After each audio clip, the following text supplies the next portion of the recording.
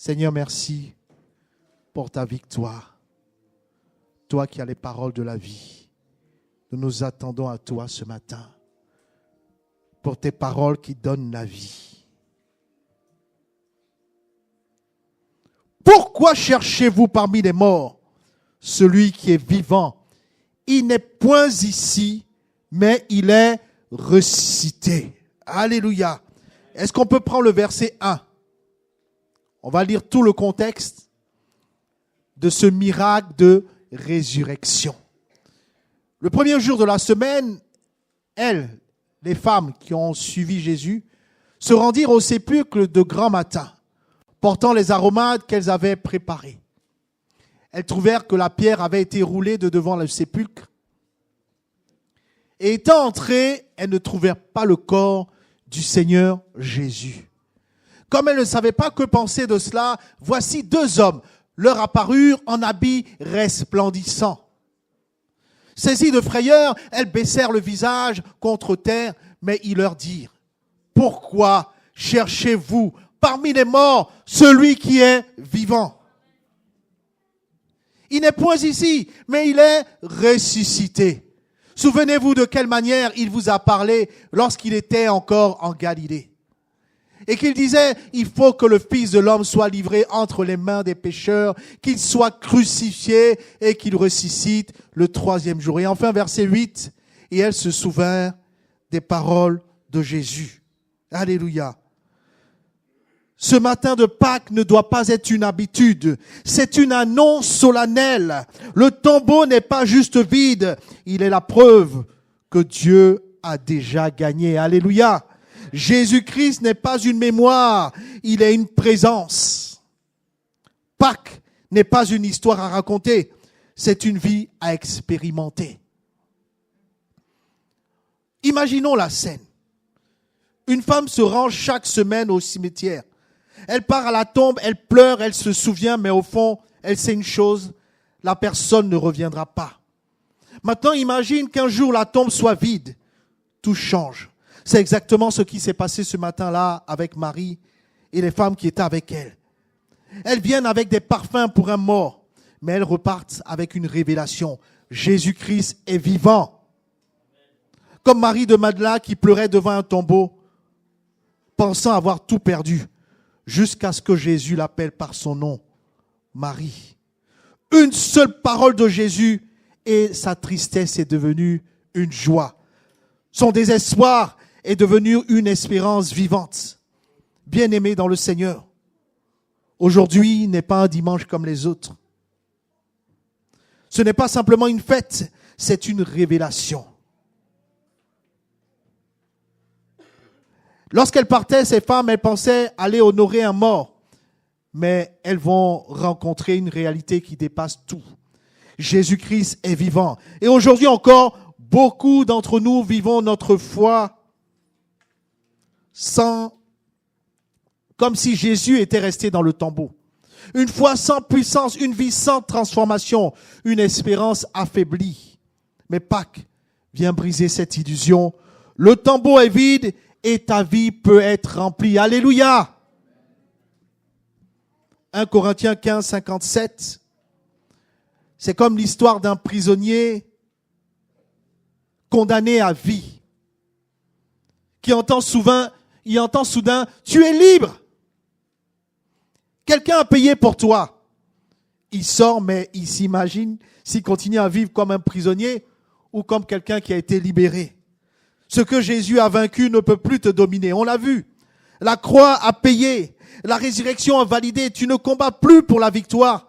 Tu combats depuis la victoire. Que quelqu'un me dise amen. Tu combats depuis la victoire. Quand Dieu te relève, même ton passé ne peut plus te définir. Crois-le. Beaucoup de croyants sont libres, mais vivent encore liés. Pierre qui avait renié Jésus, il était écrasé par la culpabilité. Mais après la résurrection, on peut le lire dans Acte 2, il devient un homme transformé, puissant, audacieux, courageux, plein d'espérance, parce qu'il a la révélation que Jésus est à côté de lui. Vous croyez que Jésus l'aimait plus que nous? Non. Il nous aime autant qu'il a aimé. Amen. Il est là à côté de toi. Si Dieu change ton statut, il ne te laisse pas avec une ancienne identité. Si Dieu a décidé de te changer, alors il veut aussi changer ta nature intérieure. Grâce soit rendue à Dieu qui nous donne la victoire par notre Seigneur Jésus-Christ. Le matin de Pâques marque une victoire absolue sur la mort, sur le péché, sur les ténèbres. Ce n'est pas simplement ce que Jésus a fait, c'est ce que tu reçois en lui ce matin si tu le veux. Amen. Ça dépend de toi. Esther l'a dit ou une dame l'a dit, il a déjà fait. Et c'est à nous d'aller le prendre par la foi. Si la victoire est acquise, alors elle doit produire un changement visible en toi. Romains 6, 4, si tu peux l'afficher. Romains 6, 4 nous le dit. Alléluia. Nous avons donc été ensevelis avec lui par le baptême en sa mort, afin que comme Christ est ressuscité des morts par la gloire du Père, de même nous aussi, nous marchions en nouveauté de vie. Un papillon ne peut plus vivre comme une chenille. Sa nature a changé, vous êtes d'accord avec moi? De la même manière, tu ne peux pas vivre une vie nouvelle avec une mentalité ancienne. Vous êtes d'accord avec moi? Amen. Regardons Paul de Tarse. Persécuteur hier, prédicateur aujourd'hui. La résurrection a complètement redéfini son identité. Je veux dire à quelqu'un, tu n'es pas, par la foi, tu n'es pas en train de devenir nouveau. Tu l'es déjà. Dieu ne répare pas ton ancienne vie. Il te donne une nouvelle vie. Sa vie. Amen. Ton passé est une référence, mais ton passé ne doit pas être une résidence. Est-ce que quelqu'un me comprend ce matin? Quand Christ entre dans ta vie, ton histoire change de direction. Elle n'est plus la même. Est-ce que quelqu'un est d'accord avec moi? Laissons-le rentrer dans notre vie. Mais cette transformation ne repose pas sur nos efforts. Elle ne repose pas sur nos efforts. Elle repose sur une puissance afin que nous aussi, nous marchions en nouveauté de vie. Pâques nous rappelle que nous ne sommes plus prisonniers de notre passé. Nous ne sommes plus définis par nos erreurs parce que nous sommes une nouvelle création en Jésus-Christ. Bien-aimés, cette nouvelle identité ne reste pas théorique. Elle est soutenue par une puissance réelle. Une nouvelle identité sans puissance serait juste une illusion. Pensons à Samson. Vous connaissez l'histoire de Samson? La Bible dit qu'il s'est levé comme les autres fois, mais il ne savait pas que l'Éternel s'était retiré de lui. Quelle vérité frappante. Il pensait avoir encore la force, mais la puissance n'était plus là. Maintenant, prends l'image inverse pour le croyant que tu es. Aujourd'hui, beaucoup de chrétiens vivent l'opposé. La puissance est en toi. Que quelqu'un me dise Amen. La puissance est en toi. La puissance de la résurrection est en toi. Et tu continues de vivre comme si tu ne l'avais pas. Ils prient peu, ils doutent, ils vivent dans la peur alors que la puissance de la résurrection habite en nous. Ce n'est pas que Dieu n'agit pas, c'est que beaucoup ne réalisent pas ce qu'ils portent en eux par la foi. Est-ce que quelqu'un me comprend ce matin? La puissance de la résurrection est en chacun de nous. Que quelqu'un me dise Amen. S'il le croit, bien sûr. Mais toi, tu dois savoir que la puissance est déjà en toi. Éphésiens 1, 19, 20. Pour comprendre que je n'invente rien. Éphésiens 1, versets 19 à 20. La résurrection n'est pas un souvenir. Et quelle est envers nous qui croyons l'infinie grandeur de sa puissance se manifestant avec efficacité par la vertu de sa force. Verset 20. Il a déployé en Christ en le ressuscitant des morts et en le faisant asseoir à sa droite dans les lieux célestes. C'est cette puissance-là qui est en chacun de nous. C'est une force active. Cette puissance qui a relevé ce qui était tombé restaure. Ce qui était brisé le ranime. Ce qui était mort retrouve la vie. Samson ne savait pas que la puissance était partie. Mais toi, tu dois savoir ce matin qu'elle est déjà en toi. Que quelqu'un me dise Amen. Le problème n'est pas l'absence de la puissance, c'est l'ignorance de la puissance. Ce que Dieu a mis en toi est plus grand que ce qui s'oppose à toi. Alors une question se pose. Comment je peux vivre concrètement cette puissance au quotidien? Car une puissance non utilisée ne transforme rien dans la vie d'un homme. Comment s'approprier ces choses? Colossiens 2,12. Bien aimé, on peut s'approprier la puissance de la résurrection par la foi. Colossiens 1,12. Ayant été ensevelis avec lui par le baptême, vous êtes aussi ressuscités. Vous, c'est pour le croyant. Hein? En lui et avec lui, par la foi, donc par la foi, en la puissance de Dieu qu'il a ressuscité des morts. Par la foi. Ce que tu ne crois pas, tu ne peux pas le vivre. C'est comme quelqu'un qui reçoit un cadeau. Bien aimé, c'est évident. Pour en profiter, il doit pouvoir l'ouvrir. Amen ou pas? Il doit ouvrir ce cadeau pour en profiter. Mais par la foi, je veux vivre cette puissance de résurrection en moi. Est-ce que vous me comprenez ce matin? Deuxièmement, en laissant mourir l'ancienne vie, tu ne peux pas entrer dans le nouveau que Dieu te propose en restant attaché à l'ancien. Évidemment, tu ne peux pas avancer si tu refuses de lâcher ton passé. Souvenez-vous de Lot et sa femme. Dieu avait prévu la délivrance pour Lot et sa femme. Mais la femme de Lot était encore attachée à son passé. Vous connaissez la suite de l'histoire? Elle a été transformée en statue de... C'est la même chose. Elle a regardé en arrière et elle est restée figée. Comment vivre la puissance de la résurrection au quotidien et concrètement dans ma vie? Par une relation avec Dieu. Dieu il propose une relation. Je ne sais pas si c'est Marcel qui le disait, il frappe à la porte de chaque... Amen. Ce matin, il frappe à la porte de ton cœur. Baptisé ou pas baptisé, il frappe à la porte de ton cœur. Croyant ou pas croyant, il frappe à la porte de ton cœur. Parce qu'il veut une connexion avec toi. Une branche elle ne vit que si elle est attachée à l'arbre. Lui, il veut t'attacher à l'arbre de vie. Amen. Parce que Jésus est l'arbre de vie. Troisièmement, tu pourras vivre la puissance de la résurrection. Je pourrais vivre la puissance de la résurrection par l'obéissance. Parce que si j'obéis à sa parole et à ses promesses, cela activera la puissance de Dieu en moi. Abraham a vu la puissance de Dieu parce qu'il a obéi même sans comprendre. Il a obéi. Est-ce que quelqu'un me comprend ce matin? Alléluia. Aussi, tu pourras vivre la puissance de la résurrection par une attitude de foi active. Ce que tu attends de Dieu, ce que tu espères en Dieu, influencera la manière dont tu vis aujourd'hui. Si tu ne t'attends à rien, il n'y aura rien qui se passera. Mais si tu t'attends de façon active, tu verras la gloire de Dieu. Amen. Par exemple, quelqu'un qui cherche du travail, il agira différemment de celui qui a abandonné l'idée de chercher du travail. C'est la même chose par la foi.